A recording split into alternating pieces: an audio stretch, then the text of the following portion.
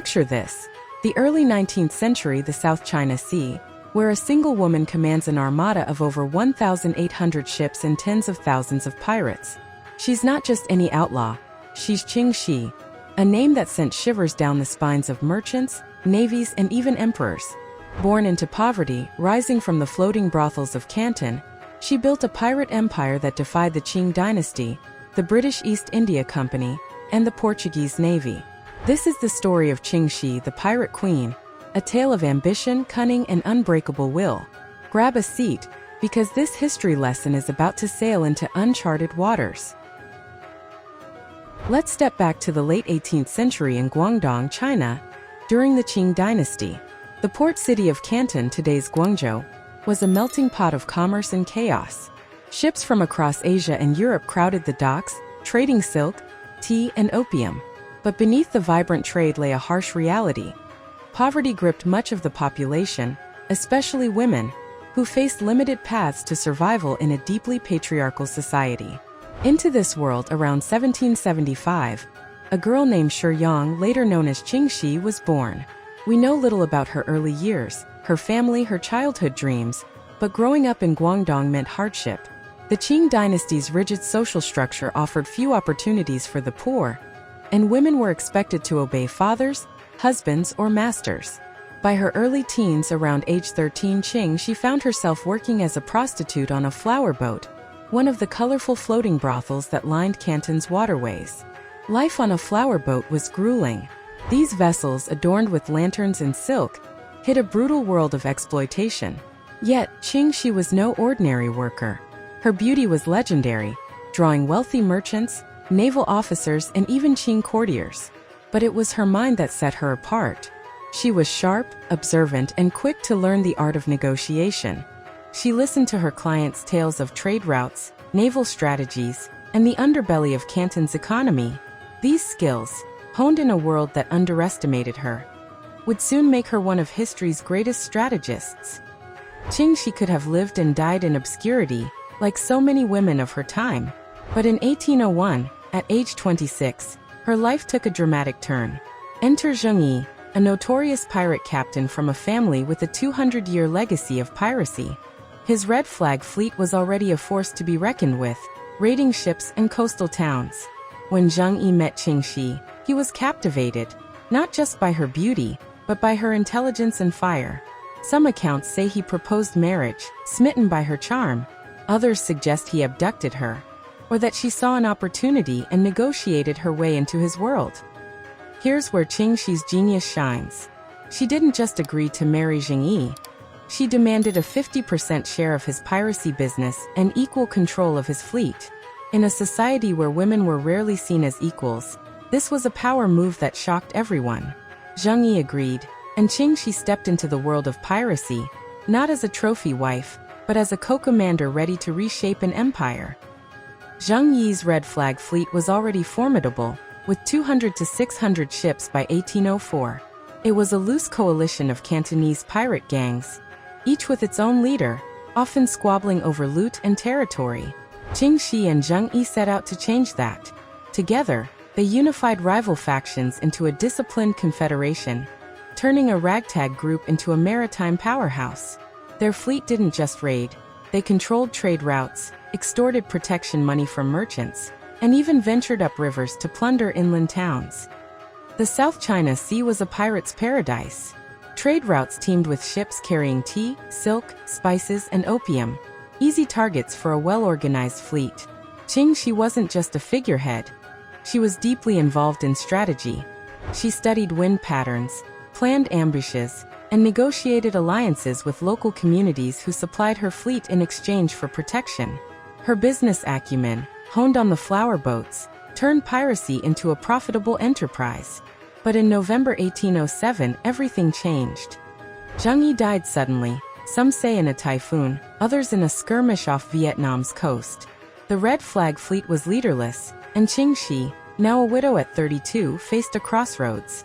In Qing society, widows were expected to retreat into mourning or remarry quietly. But Ching Shih had other plans. She saw an opportunity to seize total control of the fleet, and she took it with ruthless precision. Leading a pirate fleet wasn't easy. These were rough, battle-hardened men, unlikely to follow a woman. But Ching Shih was a master of alliances. She secured the loyalty of Zheng Yi's nephew, Qing Paoyang, and his cousin's son, Ching Shih, ensuring the family's support. Most importantly, she turned to Cheng Putsai, a young fisherman adopted by Zheng Yi as his second-in-command, and possibly his lover. Ching Shih appointed Cheng Putsai as the fleet's captain and, in a bold move, took him as her lover and later her husband. This partnership wasn't just personal, it was a strategic alliance that cemented her authority. Under Ching Shih's command, the Red Flag Fleet became a legend. At its peak, it numbered 300 to 1,800 ships and 20,000 to 80,000 pirates, men, women, and even children who served as cooks, scouts, or laborers. This wasn't just a fleet. It was a floating empire, larger than the navies of most nations, including Denmark or Spain. Organized into 6 squadrons, each with its own colored flag, the Red Squadron, led by Ching Shih and Cheng Putsai, was the heart of the operation. Ching Shih's fleet controlled the South China Sea, from the Yellow Sea in the north to the coasts of Malaysia and Vietnam. They raided merchant ships, extorted taxes from coastal villages, and even set up a protection racket, forcing traders to pay for safe passage. One British captive, Richard Glasspool, described her fleet as a formidable force, with some estimates, possibly exaggerated, claiming up to 2,000 ships. What made her unstoppable wasn't just size but discipline. Ching Shih introduced a strict code of conduct that transformed her fleet from chaos to order. Rule 1. Disobey a superior's orders, and you'd be beheaded on the spot. Rule 2. All loot was inspected by a purser. The capturing ship got 20%, while 80% went to a collective fund for the fleet. Stealing from that fund meant whipping or death. Rule 3. Female captives were protected. Rape was punishable by execution. Consensual relationships required marriage, and infidelity meant death too. Weak, pregnant, or unattractive captives were released, while others could be ransomed or married with consent. Rule 4. Coastal communities that supported the fleet were off-limits. Attack them, and you'd face execution. These rules were revolutionary.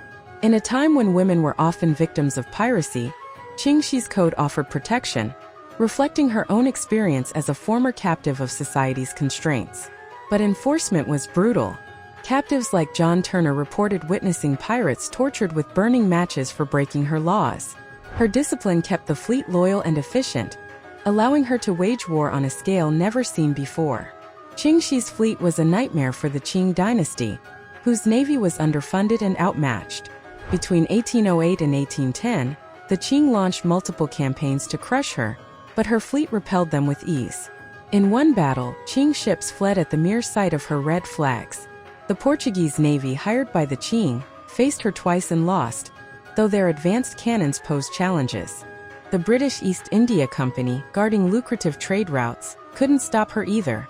Ching Shih's fleet grew by absorbing defeated ships, and she turned coastal towns into tributaries, paying her for protection. Her dominance disrupted the Qing economy, choking trade routes and starving the empire of revenue. She wasn't just a pirate, she was a warlord, running a shadow government on the seas. Her fleet's audacity, like raiding inland towns via rivers, showed her ambition knew no bounds. Yet, even the pirate queen knew invincibility couldn't last forever. By 1810, the Qing Dynasty was desperate. Emperor Jiaqing, humiliated by his navy's failures, offered amnesty to pirates who surrendered, hoping to dismantle Ching Shih's empire. Most pirates would have fought to the bitter end or fled. Not Ching Shih. She saw a chance to secure her legacy and negotiated one of history's most audacious deals. In Canton, Ching Shih surrendered her fleet, but on her terms. She demanded pardons for herself and most of her pirates, the right to keep their wealth, and opportunities to integrate into society. Astonishingly, the Qing agreed. Cheng Putsai was appointed a naval mandarin, tasked with suppressing remaining pirates, and thousands of their men joined the imperial navy. Ching Shih, at just 35, walked away with her fortune, her freedom, and her life, a retirement most pirates could only dream of. This wasn't surrender, it was strategy. Ching Shih outmaneuvered an empire, securing a future for herself and her followers. Her ability to negotiate with the Qing, a government that viewed pirates as scum, speaks to her charisma and political savvy. She didn't just survive, she thrived. Ching Shih settled in Guangzhou, where she reportedly ran a gambling house, a lucrative business that kept her wealthy. Some accounts suggest she dabbled in smuggling, staying true to her outlaw roots. She and Cheng Putsai had at least one son, and she lived comfortably until her death in 1844, at age 69. Unlike pirates like Blackbeard or Bonny, who met violent or uncertain ends, Ching Shih retired on her own terms, a testament to her unmatched cunning. Ching Shih's legend lives on in pop culture. She's Mistress Ching in Pirates of the Caribbean, at World's End, voiced by Lucy Liu in the 2024 VR game The Pirate Queen, and a character in novels like Rita Chong Epic's Deep as the Sky, Red as the Sea, and Jorge Luis Borges' The Widow Ching Lady Pirate. She's a great admiral in Civilization VI and inspires figures in Assassin's Creed 4, Black Flag, and For Honor. Songs like Bloody Rose of China, by the Jolly Rogers, and Zheng Yi Saw and Questions for Her, by Bastille, celebrate her story. Her life is documented in historical accounts, like The History of Pirates Who Infested the China Sea and Captives, testimonies from Richard Glasspool and John Turner. Ching Shih's story is awe-inspiring, but let's not sugarcoat it. She was a pirate, and her raids brought death, torture, and destruction. Captives like John Turner described horrifying acts, like pirates tortured with burning matches. Her strict code protected some, especially women, but its enforcement was merciless. Beheadings and whippings were common.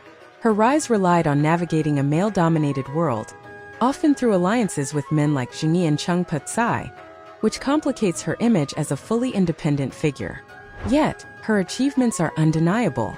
She rose from poverty and prostitution to command the largest pirate fleet in history, defying Confucian ideals that confined women. Her code, which protected captives and coastal allies, showed a nuanced approach to power. She outsmarted the Qing Dynasty, the Portuguese, and the British, retiring as one of the few pirates to escape the gallows. Ching Shih wasn't just a pirate. She was a visionary who rewrote the rules of her world. Ching Shih's saga proves that history's greatest legends often rise from the margins. A woman who started with nothing built an empire that shook the world, leaving a legacy that still captivates us today. What do you think of the Pirate Queen? Could you lead a fleet like hers? Drop your thoughts in the comments, smash that like button, and subscribe for more epic tales from history.